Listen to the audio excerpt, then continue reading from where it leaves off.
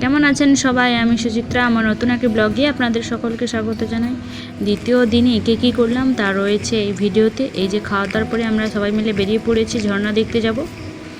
দুপুরে একটা দেখেছিলাম, এখন একটা ঝর্ণা দেখতে যাব, তাই জন্য সবাই মিলে চলে যাচ্ছি। আর একটু বিকেল হয়ে এসেছিল, মানে দেরি করে তো খাওয়া হয়েছে, প্রায় 4টা সাড়ে 4টা বাজে। তারপর একটু সবাই রেডি হয়ে এই যে বেরিয়েছি।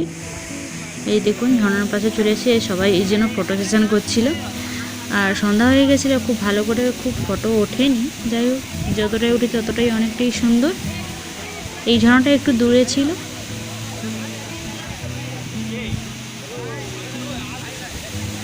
দেখুন কতটা সুন্দর লাগছিল। আর এখানে খুব বেশি লোকজন ছিল না, তবে আমরা যে 70 জন স্টুডেন্ট ছিলাম সবাই ছিল। আর এতটা জঙ্গলের মধ্যে কেই বা আসবে বলুন। এই দেখুন আমি পেছন দিক করে ছবিটা তুলেছি, কেমন লাগছে দেখুন। ওই ঝর্ণা দেখে এবারে আমরা চলে যাচ্ছিলাম ড্যাম দেখতে। এই যে ড্যামটা দেখতে হলে এই যে সিঁড়ি মতন রয়েছে, এই উঁচুতে উঠতে হবে। যাই বলুন, ঝর্ণা দেখতে গেলে কিন্তু আপনাকে অনেক হাঁটতে হবে আর উঁচু জায়গায় উঠতে হবে। দেখতে অনেকটাই কম মনে হচ্ছে, অনেকগুলোই সিঁড়ি ছিল, সেগুলো পার করে উঠতে হবে আপনাকে ড্যাম দেখার জন্য।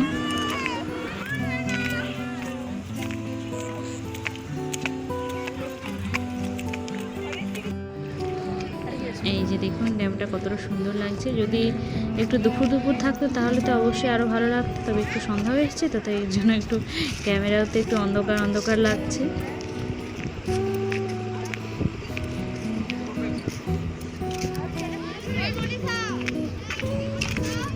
তবে এখানে বিকেলে গিয়ে বসলে ভালো লাগবে। তবে আমাদের এখানে হলে তো সবাই মন্টুরি নিয়ে চলে যেত, গিয়ে বসে খেত, কিন্তু ওখানে তো সবাই দেখলাম এমনি বসে আছে। তবে সে ঝর্ণা থেকে এই জায়গাটা অনেকজনই বসেছিল। এই যে আমি একটু ফটো তুলে নিয়েছিলাম, আমাকে দেখাই যাচ্ছিলাম। তারপরে চলে এসেছিলাম রুমে। আর রুমে এসে আর ভিডিও করা হয়নি রাত্রে, তবে এটা হচ্ছে সকাল উঠে এই জন্য দেখছিলাম বাইরেটা কেমন। আর উড়িষ্যা তো চারিদিকে ওই যে বন হয়ে আছে, এই আর কি এই জায়গাটা পাহাড় ছিল না, একটু অন্যদিকে, সে বিপত্তারিণী মন্দিরের দিকে আর কি, তিরুপতি বলছি, বিপত্তারিণী মন্দিরের দিকে পাশাপাশি হোটেলটাই ছিলাম আর কি। তো হোটেল থেকে চা দেওয়া হয়েছিল, এই জন্য আমি রেডি হয়ে গেছি, মাথায় একটা ক্লিপ করেছি আর নতুন একটি ড্রেস পরে সব রেডি হয়ে গেছি আবার একটা নতুন জায়গায় যাব বলে। চলুন তাহলে চা খাওয়া যাক। আর এই পিঙ্ক কালারের ড্রেসটা নিয়েছি আমি মন্ত্রা থেকে, কেমন লাগছে জানাবেন। আর এই হোটেলটা বেশ পরিষ্কার পরিচ্ছন্নই ছিল।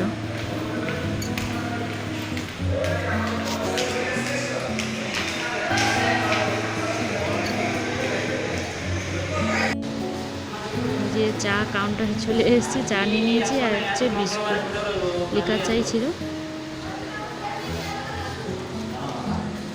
অনেকগুলোই রুম রয়েছে, এদিকে রয়েছে ওদিকে রয়েছে।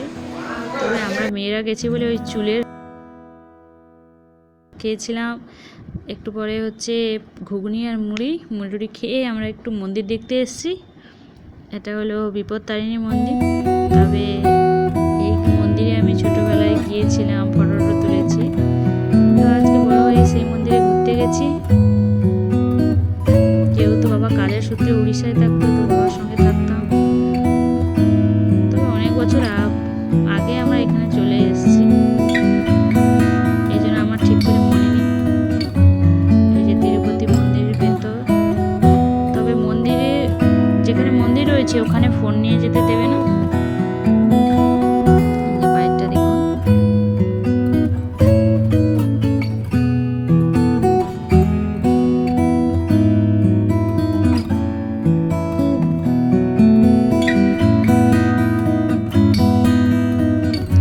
মন্দির থেকে ঘুরে এসে আমাদের বাস এক জায়গায় দাঁড়িয়েছে, একটা জঙ্গলের ভেতরে, দেখলাম সিমেন্ট করা আছে। এটা হচ্ছে গুন্ডিজা ঝর্ণা। তো গুন্ডিজাতে তো আমরা চলে এসেছি। এই দেখুন ঝর্ণাটা কত সুন্দর লাগছে। আর বললাম না, যেই ঝর্ণায় দেখতে যান না কেন, আবার তো আপনাকে সিঁড়িটা পার করতে হবে। সিঁড়ি পার করে আমরা ঝর্ণা দেখে নিলাম, অনেক ফটোও তুলেছি।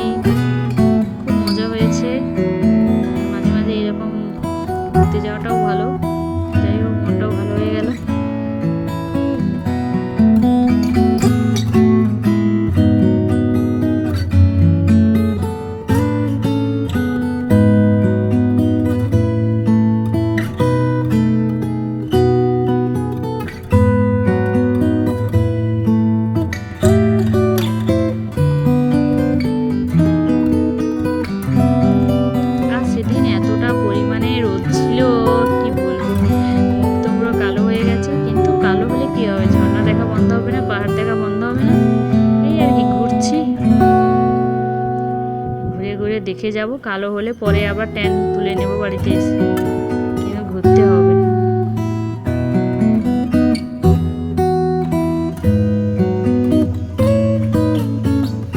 ঝর্ণার নিচটায় পড়ছে, তো উপরে উঠে এসে দেখলাম বাচ্চাগুলো সব হচ্ছে স্নান করতে লেগে গেছে, এই জন্য তাদের লক্ষ্যের জন্য একটু বসে আছি, আর কিছু না। কোথায় বসবো, সব এতই রোদ কি বলবো, কিন্তু তাও তো লক্ষ্য রাখতে হবে।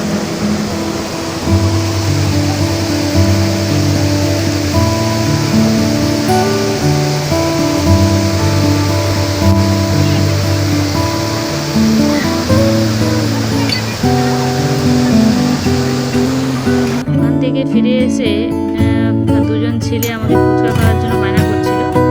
তবে এরা হচ্ছে আদিবাসী ছেলেরা, তবে এরা কিন্তু ওই দুষ্টু নয়। একবার চেয়েছিল, আমি বললাম ভালো করে বল, ওরা তো মানে ওই এক কথাও বলতে পারে না, ওদের একটা ল্যাঙ্গুয়েজ আছে, তো ওদের ভাষাতেই বলছিল ফুচকা খাবে বলে, তো আমি খাইয়েছিলাম। তবে কি বলুন তো, 10 টাকার 5টা ফুচকা, তাও আবার ছোটো ছোটো। আবার দেখুন পাশে একটা ছেলে আবার